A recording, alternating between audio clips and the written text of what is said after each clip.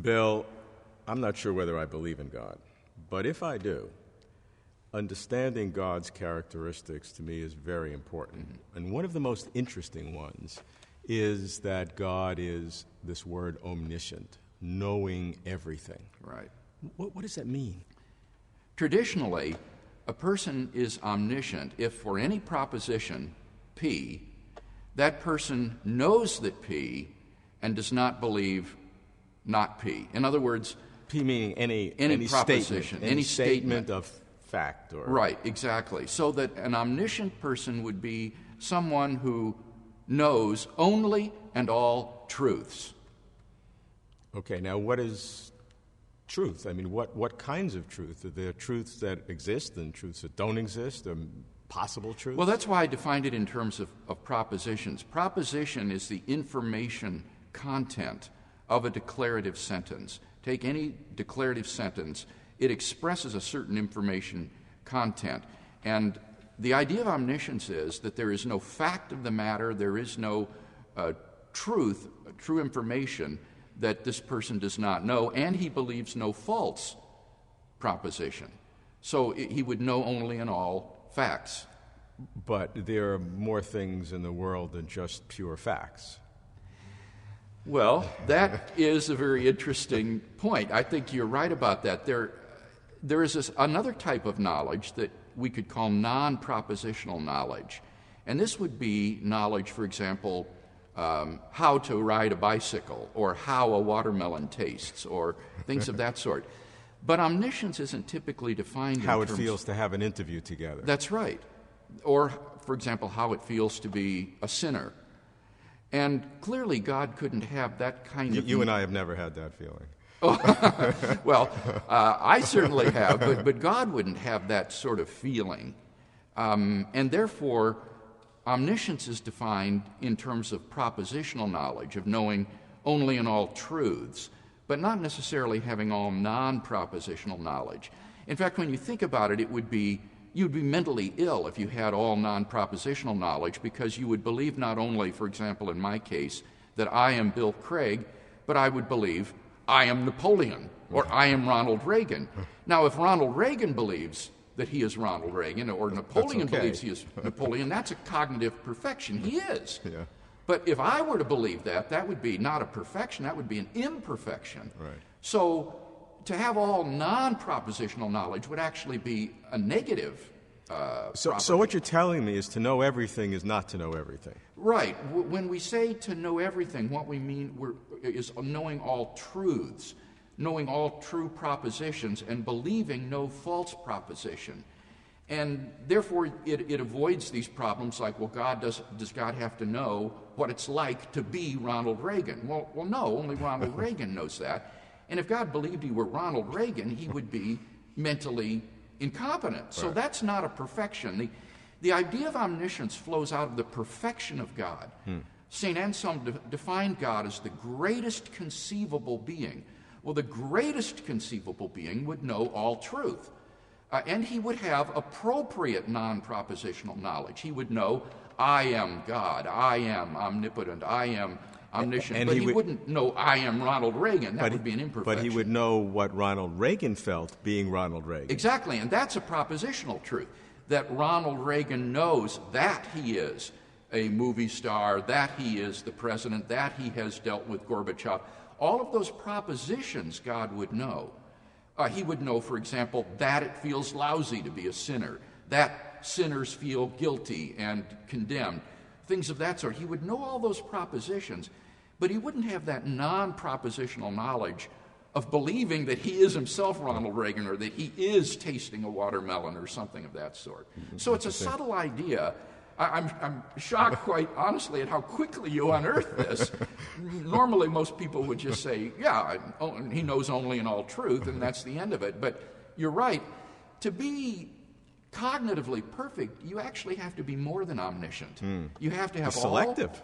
Yes, that's right. You have to have all propositional knowledge, and then you have to have, in addition to that, the appropriate non-propositional knowledge, appropriate to yourself. And both of those elements will be part of God's cognitive perfection. So God is actually greater than omniscient. And I remember when I first realized this, I was just stunned at the idea that God is even more cognitively perfect than being omniscient. I thought omniscience was the ultimate, and it's not. God is even more than omniscient. And true omniscience in the sense of knowing everything would be total confusion. yes, that would be an imperfection, not a perfection, and therefore wouldn't be part of God's character as the most perfect being. There are three kinds of characteristics of God's knowledge which I'd like you to help me understand. Natural knowledge, free knowledge, and what's called middle knowledge.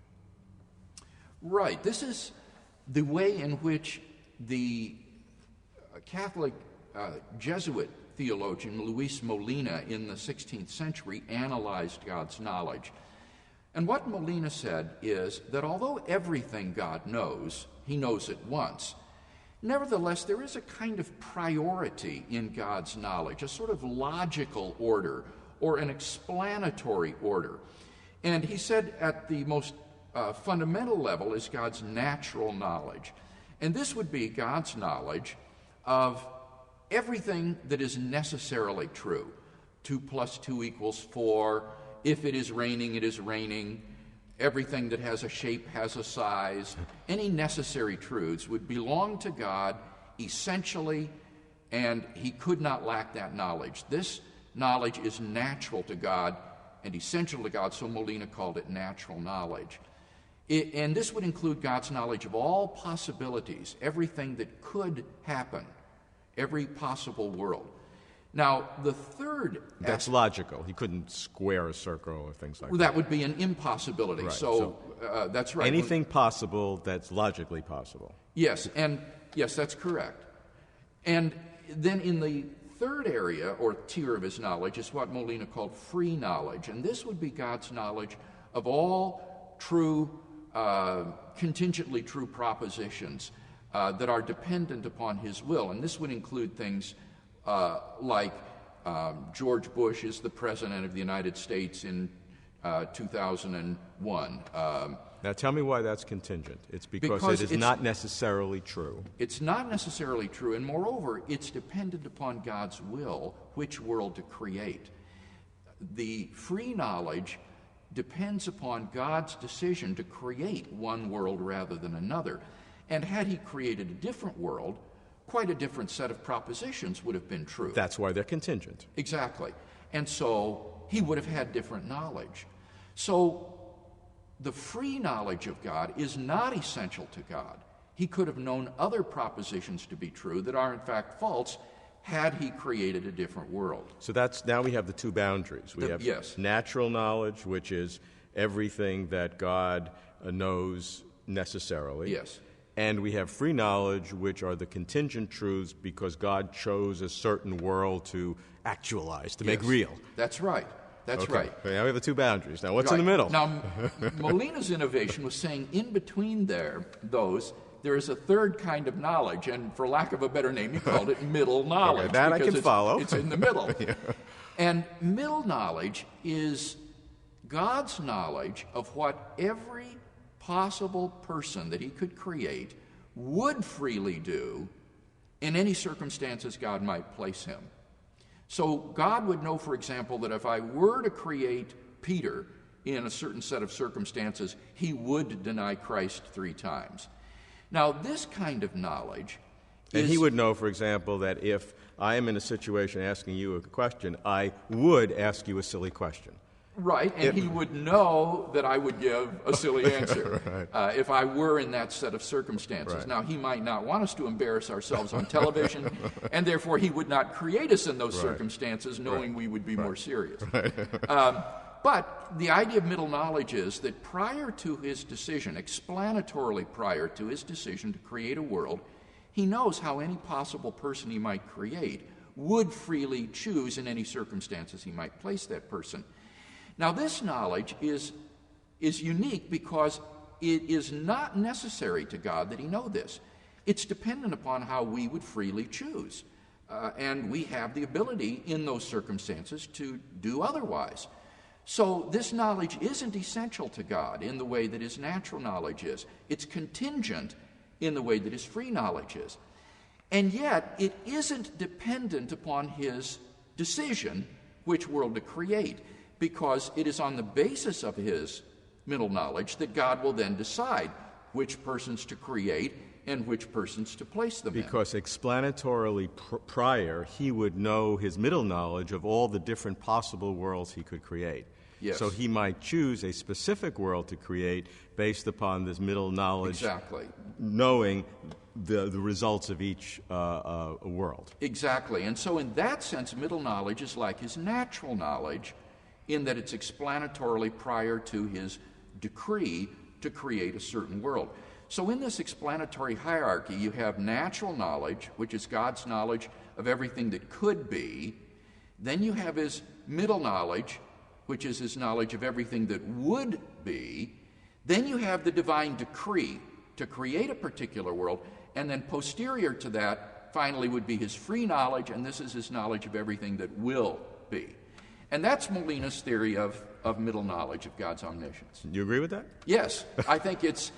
When I first encountered this, I was stunned at the theological power of this idea. If you take this notion of middle knowledge and you apply it to various difficult theological conundrums, you will find it will be a key that will unlock the mystery to many of these difficult theological problems that folks have wrestled with for centuries. And I dare to say that I think this theory of middle knowledge is the most powerful theological concept that I've ever encountered in my life.